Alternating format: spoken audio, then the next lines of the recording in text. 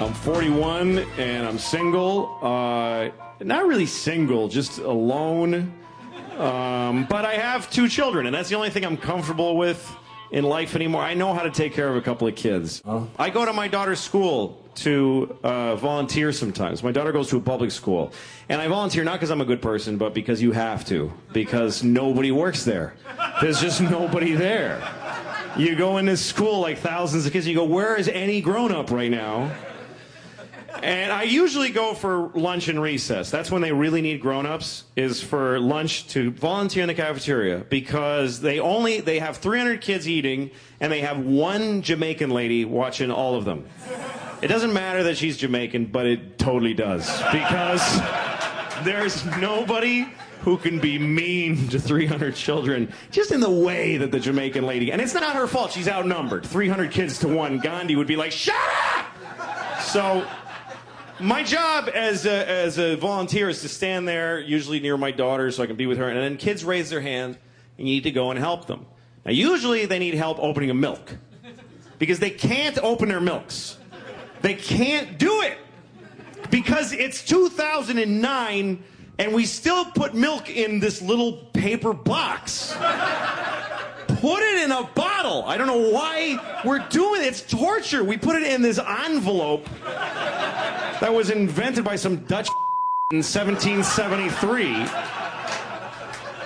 And they can't do it. They can't open it.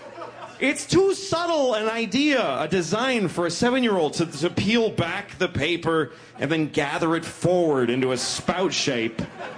And the glue is vicious, so they have to pick at the corner and try to get it. And they end up drinking out of this finger filth disease spout. So they can't do it, so they raise their hand, and I do it for them.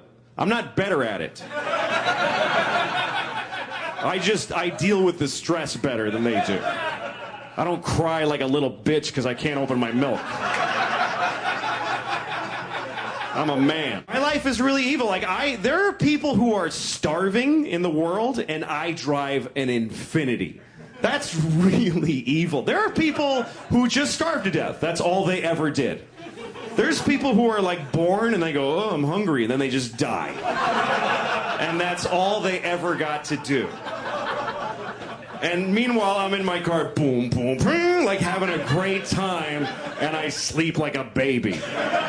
It's totally my fault, because I could trade my Infiniti for like a really good car, like a nice Ford Focus with no miles on it, and I'd get back like $20,000, and I could save hundreds of people from dying of starvation with that money. And every day I don't do it. Every day I make them die with my car.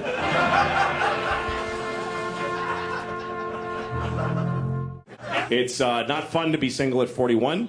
I was married for 10 years. I'm divorced. I got 2 children. It's hard to start again after a marriage. It's hard to really look at somebody and go, hey, maybe something nice will happen. You just don't. I know too much about life to have any optimism.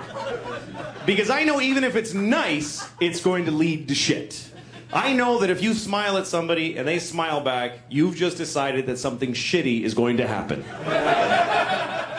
You might have a nice couple of dates, but then she'll stop calling you back, and that'll feel shitty. Or you'll date for a long time, and then she'll have sex with one of your friends, or you will with one of hers, and that'll be shitty. Or you'll get married, and it won't work out, and you'll get divorced and split your friends and money, and that's horrible. Or you'll meet the perfect person who you love infinitely, and you even argue well, and you grow together, and you have children, and then you get old together, and then she's gonna die.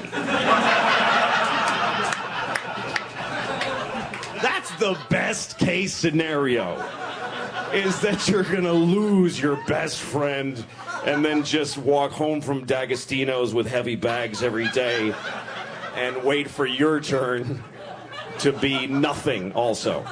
It's true, everything that makes you happy is going to end at some point, and nothing good ends well. It's like if you buy a puppy, you're bringing it home to your family saying, hey, look, everyone, we're all gonna cry soon. Look at what I brought home. I brought home us crying in a few years. Here we go. Countdown to sorrow with a puppy. remember I had a dog when I was a kid, and we had to put him to sleep because he had a tumor on his snout. And I remember I was home when the vet called and said, yeah, that's a malignant tumor that he's got to go. And I was like, well, can we fix it? And he goes, I'd have to just remove his whole snout. And then he'll just have this weird, round, furry head that doesn't look like a dog. And he can only eat with a straw, but you can't teach a dog to suck through a straw. So he'll just die of being stupid and having a round head. So I think you should just kill him. That's what I recommend. And I was like, okay, well, should we make an appointment for a few weeks from now? And I swear to God, the guy goes, no, just bring him over. I'm not doing anything. I'll kill him right now. Like, just bring him over now. Why wait? I'm not busy. So I bring the dog to the vets, and I remember I'm holding the dog, and he sticks him full of a crazy amount of morphine, or the right amount if you're trying to kill a dog with it. And my dog dies. And then I left him there, because, I mean, it was arranged. I didn't, like, sneak out and leave my dog. We had no money. So I left and I asked the vet, I made the mistake of asking the vet, what are you going to do with my dog? And he said, he just goes in a mass grave. And I was like, what's that like? And he goes, it's just a big pile of dead dogs. So, that night, I remember, it was raining, and I had this nightmare that my dog woke up from the morphine and found himself in a pile of dead dogs and crawled out past the dead cat pile. And then he just walked, and it was thunder and lightning, and he was like one of those miraculous dogs that you read about in Reader's Digest, and he's like made his way home. And then he scratched on the door, and we open the door, and there he is, and we go, there, he's here! Look, he's back! And then we realize we just gotta do it again. Gotta take it back. Gotta do it again. Still got a tumor on his snout. And the dog's like, are you shitting me right now? Can I spend the night? Jesus! So that's why it's hard to start dating, you know. That's why. Now also I'm 42, so I'm really on the decline. There's never gonna be another year of my life that was better than the year before. That's never gonna happen again. I've seen my best years. And not only, I thought, okay, now I'm gonna start, see, you kind of like go up like this. Then I thought you're gonna start, no, it's exponential. The loss of ability, agility, and breath is exponential. Last year, I lost 90% of my health and well-being. So I had 10% of what I did the year before. Now this year, I've lost 90% of that 10%. So now I have 10, you understand what exponential means. So, if nobody ever told me not to animals, if no one ever said you should not have sex with animals, I would totally have sex with animals all of the time. The only reason I don't have sex with animals is because I'm not supposed to and somebody told it to me.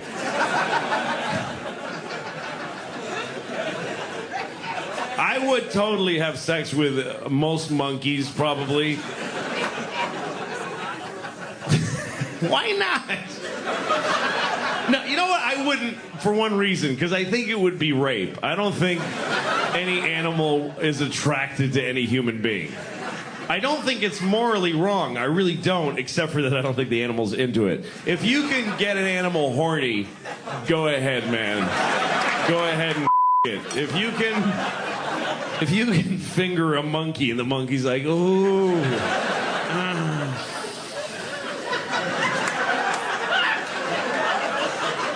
Get in there, man. You earned it. You earned it. I really think if there was... If I was alone on the Earth, if I found myself alone on planet Earth, no other humans, I would have sex with a monkey in like 2 minutes. 2 minutes. That's really not long enough to be sure you're alone on the Earth even. That's like getting a little... I walk outside, there's not much traffic. Oh my God, it's just me. I'm gonna have sex with a monkey right now. Oh no, there's a person. Thank you. Thank you, everybody. Nice to be here. I Feel pretty good today. You know why I feel good? Because I finally have the body that I want. And that's a thing people really covet. It's a hard thing to achieve, and I did. And I'm going to tell you how to have exactly the body that you want. You just have to want a shitty body. That's all it is.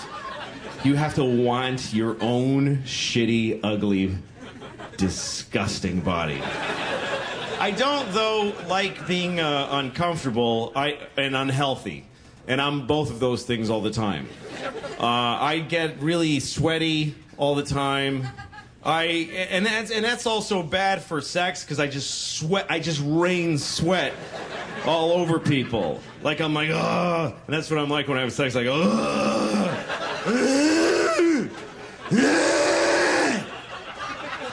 And I always see her, and she's like, just sweat is pouring off my head. And she's like, dude, you're limiting my enjoyment by a lot. My days start poorly because of the shape I'm in. Because now also I'm 42, so I'm really on the decline. There's never gonna be another year of my life that was better than the year before. That's never gonna happen again. I've seen my best years. And when I wake up in the morning, I just sit there and I'm like, it's an awful way to start your day. Every day starts with me like my eyes open and I reload the program of misery. I just open my eyes, remember who I am, what I'm like, and I go, oh. I guess do it. I don't know. I guess.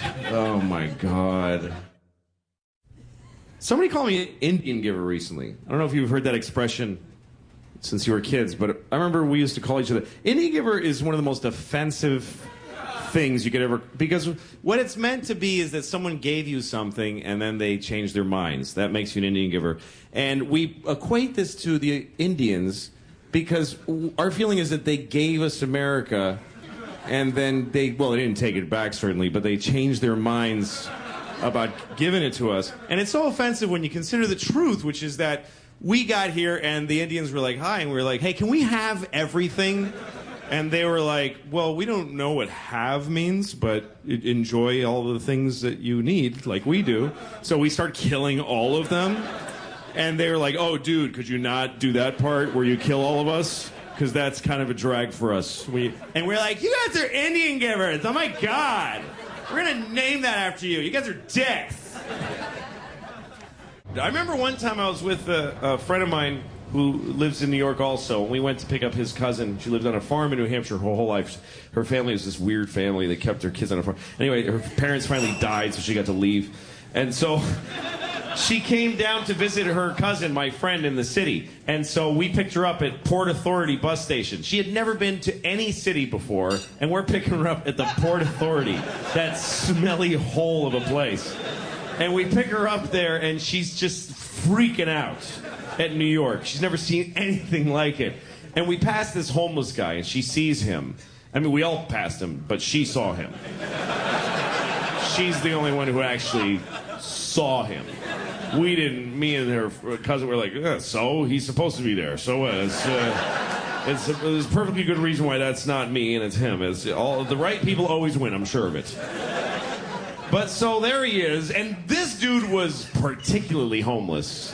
He was one of those high-octane homeless, smelly, just piss smell. The unbelievable piss smell. So he was pissed. He didn't just smell like piss. He was. When you piss, he comes out. That's how much. It's just this dude with garbage all over him. I don't know if he had gathered it for warmth or folks just went ugh all day.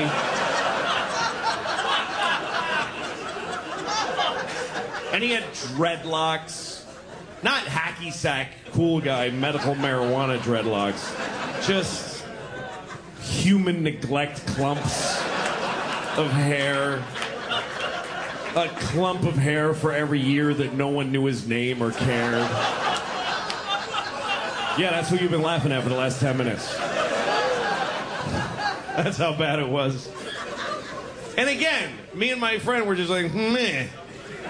His cousin immediately just gets, she's like, oh my God, she takes a knee. That's how, I mean, I'm not even taking a real knee now. That's how little I give a shit about the guy. He's not even here and I'm still like, meh, yeah, it's close enough. She goes, oh my God, sir, are you okay? What happened? What happened? America happened. What do you mean, what happened? So she's down there, sir, can we call someone? And me and my friend, we're from New York, this is the crazy part. We immediately go to her, oh, no, honey, don't, We start correcting her behavior like she's doing something wrong. She's like, why, is he okay? No, he needs you desperately. That's not the point. We just don't do that here. You silly country girl. Sex drive has to come from somewhere, and it's not just about sex. Sex has something behind it, and it's weird because we ignore it. Sex is really trying to get somewhere. It's trying to have a family. You don't really want to know that because we've separated those two things. But the entire reason sex exists is to have babies. That's the only reason it exists at all. But we're such a narcissistic species that we've made it just because we just want to, we just want to just. It's just a weird kind of behavior. We just want to spray jizz everywhere just for no reason. Because that urge is the urge to procreate. A horny teenage boy is thinking, I want a baby. Oh, yeah. Oh, I want a precious baby of my very own to take care of. Oh, dude. Oh, look at her tits. I want her to feed my little baby with her big tits. Oh, yeah. That's what that is. But we make it this separate thing. Animals must think we're idiots. Animals that watch us have sex must be like, they don't know what he's coming on her tits. He's a moron, this guy. Woohoo, dude, just whoops. It just looks stupid to them. Anyway, I'm a father. I'm a father. Why? It's weird the kind of things people clap for. It is interesting. First of all, right away, any kind of I got kids. There you go. I ate them both. Oh, wish I'd waited. Maybe a premature clap right there with that. I mean, some parents are okay. Some parents are douchebags. I've never gotten laid because of the way I look in my life. I know that. I've never gained from my looks at all. It's not like, oh, they're going. What am I going to do now? I've never gained any advantage in life. I've never been laid because of the way I look. I've never been a guy who I just walk in a room and women go, oh.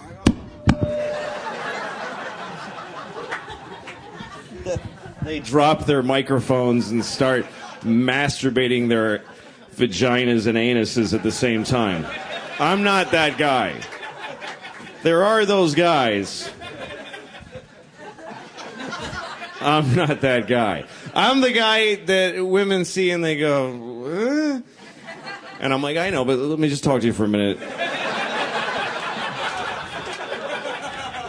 And then later that night, she's like, I can't believe I'm having sex with that weird guy. And I'm like, I know, it's weird, but it does happen. I do this. I don't know what kind of position we're in that she's doing this, and I'm doing this. Just kind of just poking her. She's like, really? Yeah, this is all I like. Nothing else works. Sorry. It's amazing how entitled people think they are. People really think that they have shit coming to them, you know? And people think nothing bad should ever happen to them. For some reason, you shouldn't even have accidents happen to you. I was in a restaurant the other day. This guy, the waiter spilled some stuff on his coat, and he did that thing we all do now when we get stuff spilled. He was like, what is the meaning of this? Just so outraged. Do you know who I am? Yeah, you're the asshole who was sitting there when that happened. So what? Maybe you'll get hit by a car someday. Nobody gives a shit. You're not entitled to anything in this world. You have to realize that from the moment you're born, from the moment the last of your body leaves your mother's vagina, from the moment that your foot stops touching your mother's vagina for the last time, hopefully, unless you later kick your mother in the vagina, which you should not do. Just my opinion, but you should not. There are very few legitimate reasons to kick your mother in the vagina. There's 7 of them, actually. But I'm not going to tell you what they are, because you'll... I know what you'll do. You know, I went to a doctor recently and told me to eat slower. And I was like, why eat slower? And he said, because your body gets full, but that message that your body's full takes 20 minutes to travel from your stomach to your brain. It takes 20 minutes before you know that you've already been full for 20 minutes. First of all, what a douchebag your body is. That it takes 20 minutes. What's taken 20 minutes to get... If I stub my toe, I know it immediately, and that's twice the distance. What is this message doing that it like stops at my tit? Hey, tit, what's up? Hey, what are you doing? I'm going to tell them that we're full. Get up there, you idiot. We're going to get huge if you don't tell them. Oh, well, excuse me. I guess, yeah. And then he goes off. I'm not going yet. And he goes down to my asshole. He's like, hey, asshole, what are you doing? My asshole's like... That's how my asshole talks. God, you I say that. Oh my god. No, I'm gonna go if you can. Seriously.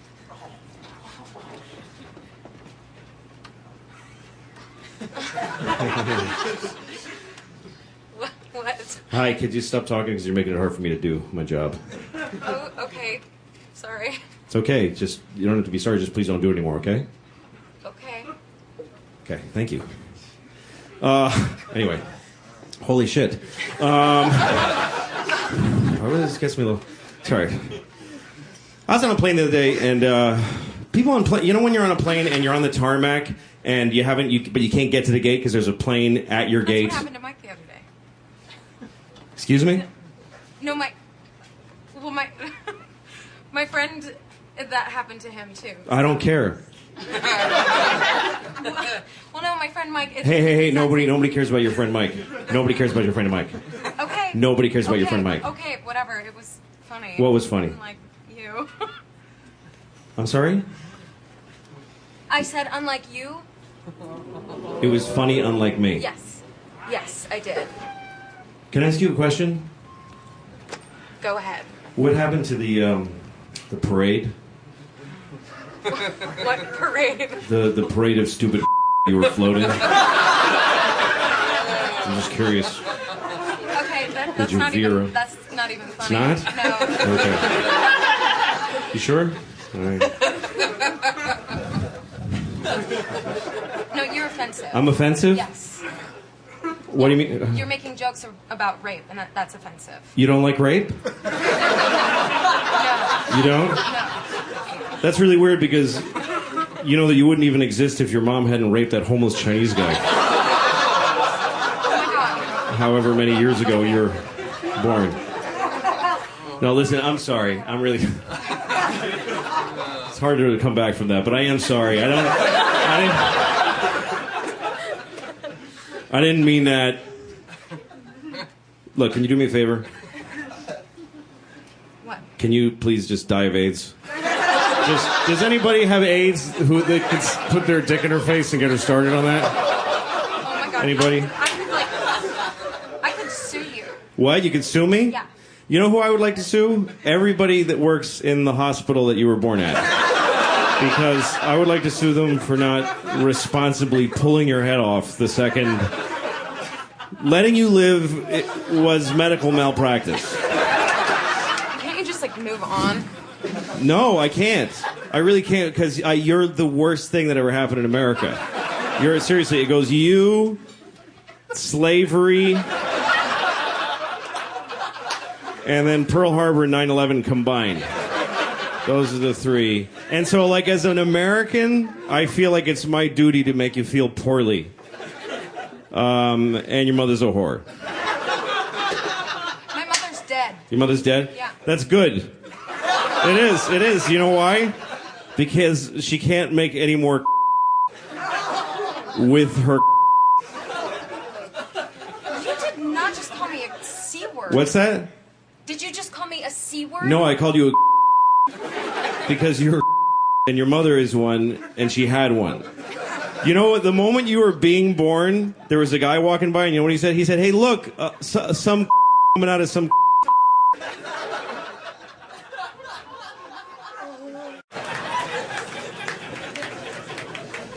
I don't know. I'm supposed to give my kids values. I don't have any of those.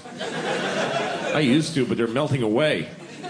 They finally are. You know, you get instilled with values by your parents and by school, whatever else. You know, society teaches you things, teaches you how to be a good person. But you ever feel for your real values inside? Like who you would be if you had no guidance? Like, I think about that sometimes. Like, what are the things I believe in my marrow that I can't really... that had to be shaved away? They're coming back now. Like, here's one. I really, somewhere deep down, I believe that if you murder somebody and you never get caught, it's fine. You kind of didn't do anything wrong. Love is a weird thing, because if you really love somebody, I think you hate them at some point. You know, like your mother is the first person you ever love. That's the first person that you love. And who wants to ever talk to their mother anymore? I mean, once you're grown up, your mother who gave birth to you, made everything possible for you, when she's around you and your friends, like when you're alone with your mom, you can take it. But when you're with your friends and she starts talking, well, we got here at 5, you're like, just shut up, just shut up, just shut up. Please let there be another 9/11 right now. And there's a phone call about it so that I don't have to listen to this. I think there's a hell, and I think I'm going. And like a friend of mine was telling me about how he had sex with a hooker, and it turned out to be a guy. And it was like a horrible thing for him, and he had to get over it with therapy. And as I'm listening to this, I realized, shit, that happened to me too. And the upsetting part of it wasn't that it happened, but that I had forgotten. This wasn't like a landmark in my life like it was for him. I was like, oh yeah, no shit, I f***ed a guy once back in Montreal. I forgot about that.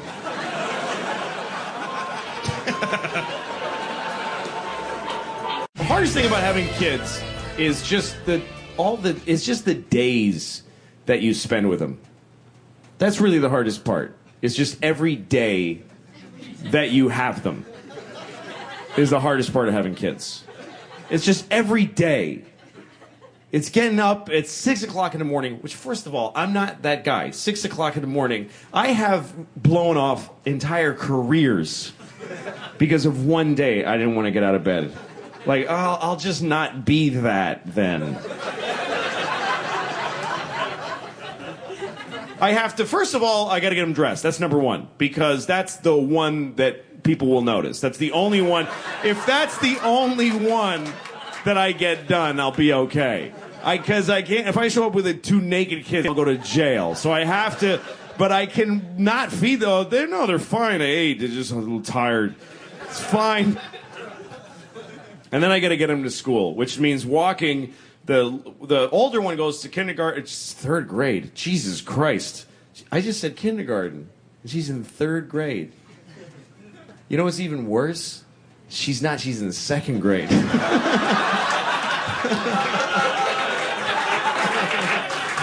Every day you spend with your kids is torture. And it's because I love them. If I didn't love them, I wouldn't matter. I just play poker with my friends, come home later, oh, they're dead.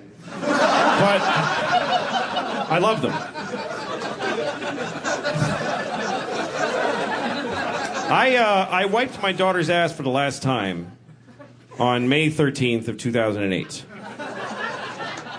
And I remember this moment because it was a big moment in my life. Because when you have children, they start as babies and they shit all over the place. But then finally they can use the toilet, but they can't wipe their ass. So you have to wipe their ass. That's the last thing you do for your kid. It's like an intimate bathroom thing, is wipe their ass. And one day it stops. And I remember the day. I said the date, but I don't remember it now because I'm lying. But Because I had always wiped her ass all that time, and it's just a thing you do. I didn't even think about it. She said, Daddy, I need a wipe. And then I come in, I'm on the phone, like, yeah, okay. Anyway, so I wiped her ass one day, and she said, thank you very much, Daddy. I was like, that was a little too eloquent. A thank you for somebody who I just wiped shit out of her asshole. I want to hear like, Tanke Dada. I don't want to hear like, that was very gracious of you, Father. I thank thee. Yeah, I remember learning about sex when I was a kid. I wanted to know what sex was because I just had boners all the time. I went to my dad. I asked my dad what sex was because I knew that sex existed. I didn't know what it was. So I asked my dad. And he told me. Here's what my dad said. I was 7 years old. Let me explain that. I was 7 years old. He's telling me how to make like a 35-year-old woman come. Who like really knows herself. So they taught us sex in school. And all they did was scare the shit out of me. Because they show you these diagrams of like a penis. Just this huge penis, and it's cut in half lengthwise. Like, yeah, that's what your dick would look like if I ripped off half of it. I thought for like 5 years that from watching this whole thing, that when you have sex, you come and one of your balls comes out. That's what I thought happens, that you have to come a ball out of that little hole, the tip of your dick. I was terrified. That's what I thought. You just, you push a ball out, and she's screaming, and there's blood everywhere. And you can only do it twice, and then you're out of balls. That's what I thought. You come twice and have 2 babies, and then you just walk around with an empty sack for the rest of your life. Which turned out to be true, but... I stole a kid's bike when I was a kid, and then somebody stole it from me. That's what happens. And I couldn't take it back from him because he was bigger than me. He could kick my ass. And I've never been in a fight. I've never been in a fight. I've never beat anybody up. I've never sucked a guy's dick. Those 2 things I never did was beat somebody up or suck a guy's dick. And I mentioned those 2 because those are the 2 things I never did. Like, I would say things that I'll never do, that I've crossed the line where I never will do them because I'm 42 and it would just be a weird time to start, is fighting, blowing guys, and skiing. I think those are the 3 things that the window has closed on learning to ski, starting to be a fighting person, or blowing men. Who starts blowing guys at 42? Okay, here's the thing. I have 2 children, and the thing that scares me the most is that they disappear. Nothing that scares me more than them disappearing. That's every parent's worst fear. Now, why do kids disappear sometimes? I think it's because somebody took them and had sex with them, and once you have sex with a kid, you got to toss them, because people hate folks who have sex with kids more than pretty much anything. If you murder somebody, folks will find you a reason. You were upset. You were dehydrated. Whatever. So here's the thing. So if you have sex with a kid, you got to chuck them out because if the kid tells anybody, you're screwed. So I can't help thinking that if we could take down a few notches the hatred for kid having sex people, at least you get the kid back. That's what I'm trying to say. Is that the guy could just call you, hey, I just kid, you want me to bring him to soccer or drop him at your house? Does he have any nut allergies? Because he just ate some cashew butter. I know, listen to me. I know that's hard to hear. But it's true. It's true that if we minded child molesting less kids would die. That's true. Now, I don't know what to do with that information. I don't have a way to apply that to anything that's helpful. There is some sense that when you're out there looking for somebody, you're trying to spread your seed. Really, guys would like all women to just lay on the ground with their legs open, and we could just spray like a mist. Just mists of cum that then trickle down. But I'm not one of those guys who could just walk up to women and start talking to them. Like, there's guys, there's a lot of sinewy black guys that wear puka beads. Not not hard brothers from the hood, like with like a suede vest with nothing else on.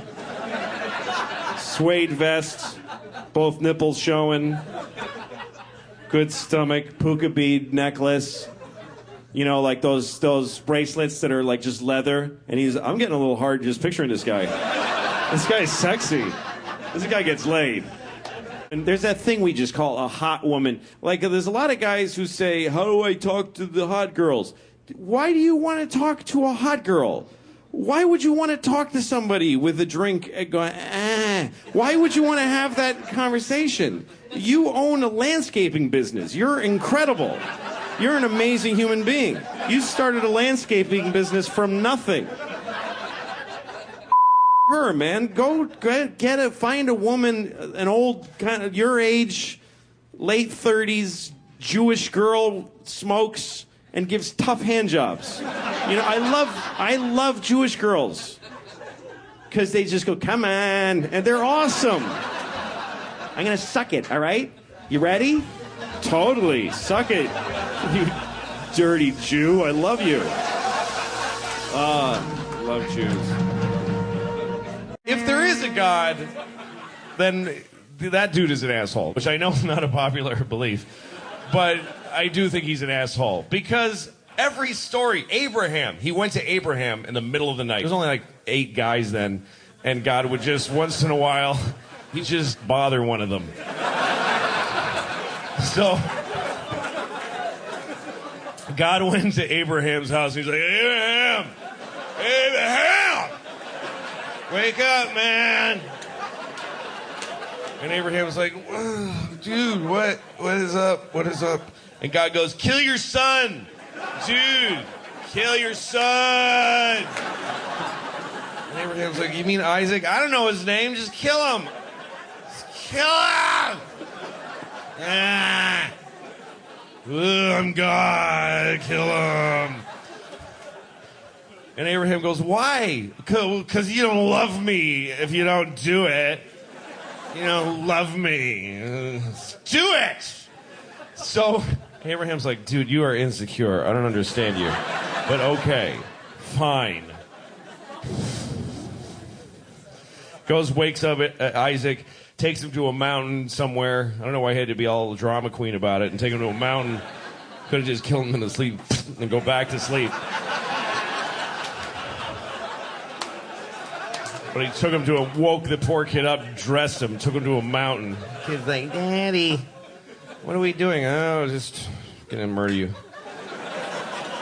Goes like this. God shows up right before he does it. Goes, hey, what are you doing? This is in the Bible, I swear to God. Isaac and Abraham goes, I'm killing Isaac. And God's like, why would you? That's your kid. What is wrong with you? And he's like, And he just went home feeling like a piece of shit. That God is like a shitty girlfriend. You won't do it because you don't love me. Okay, I'll do it. Why are you doing it? What the do you want from me?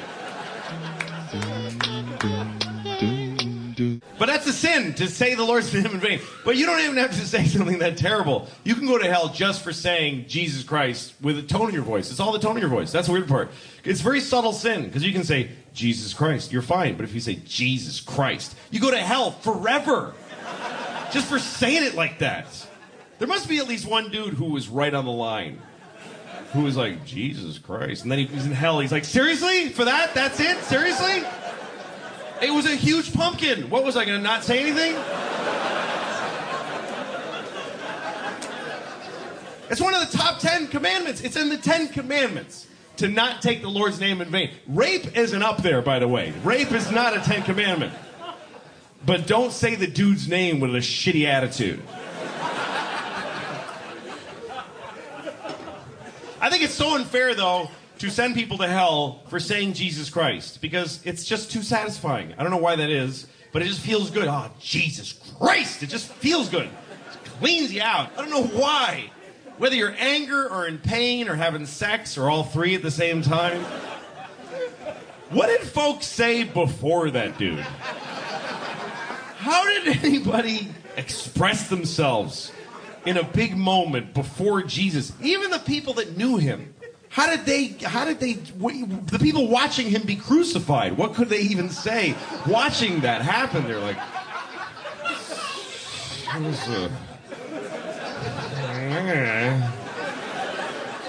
that is bananas.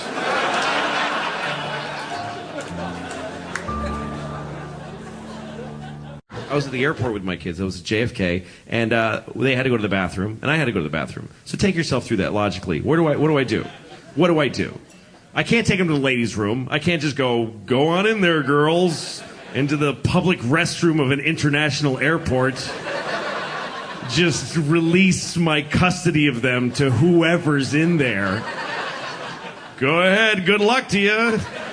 Maybe I'll see you later. So I gotta take them into the men's room. That's what I have to do, is take them into the John F. Kennedy Airport men's room. Look, girls, 9 penises. 9 penises that are all peeing at the same time. 9 farting men from all over the world with their dicks out, shaking off droplets of pee from their syphilitic penises. Look, 3 of them have foreskins. You can see the difference now.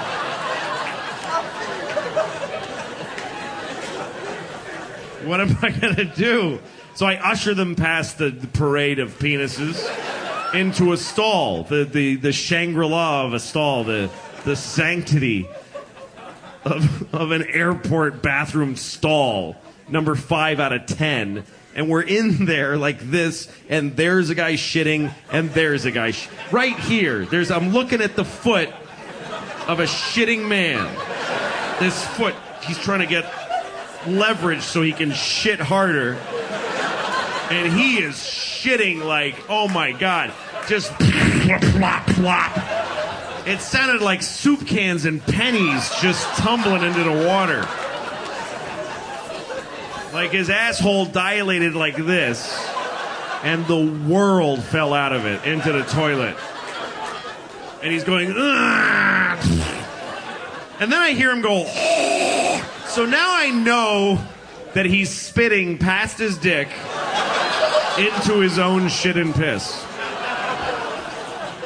And he's literally 14 inches away from my daughter's little face. And I get to know that that's what's going on in there. I think about killing myself sometimes, I'll be honest with you. And it's not from depression. It's not one of those, pathetic kind of like, I hate my life, I want to kill myself and end the pain. It's not like that. It's like a fantasy. I'm like, oh, what if I died? That would be awesome. I just look at the river and I'm like, I just want to get in there and just get all snuggly in the river and die in it. Putting the kids to bed is torture. That's the hardest thing in the world to do because they don't want to sleep. They're just laying there. They have to sleep. It's important that they sleep. Otherwise, they're just pieces of shit the next day. I want to sleep. I just want to stop them. I want it to stop. And I love my kids. They're great. But I just want, at the end of the day, I got nothing left. And they're just laying there like Clockwork Orange. They have no interest in going to sleep. I just want to stop their ceaseless joy for life. So I can watch Cash Cab and jack off and pass out.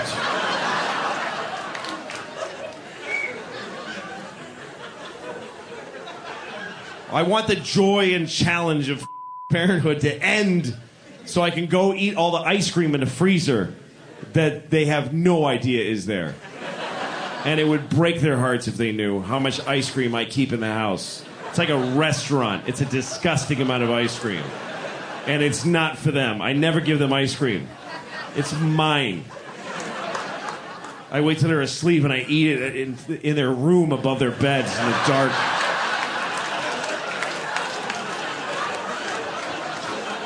That's right, it's mine.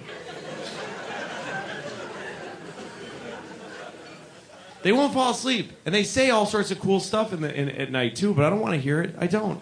I want them to be asleep. The other night, I thought my kids, I was like, I think they're asleep. Then I hear, Daddy, birds are like paintbrushes that make colors in the sky. Honey, shut your mouth right now. Just shut your goddamn mouth!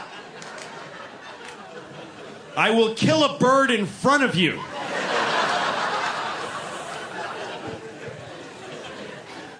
I got divorced about a year ago, and it's kind of, you know, divorce is not, it's like being free, but on the other end of a long prison term. So it's like they just give you your old suit back that you wore at court when you got convicted. You get a little paper bag with what shit you had in your pockets. They give you about $8 and drop you off at the bus station. And you got to learn how to re-enter society. Now, I'm not saying that I'm going to carve my name on a beam and hang myself. It's not quite that bad. But I definitely, here's the thing. I'm 42. I'm really good at masturbating. I'm like the best masturbator on the planet Earth. There is nobody better at that than me. So I'm going to continue to excel at that. I'm going to focus on that and raising my children. I know it's not nice to say both those things in one sentence, but they happen to be the two things that I do the best.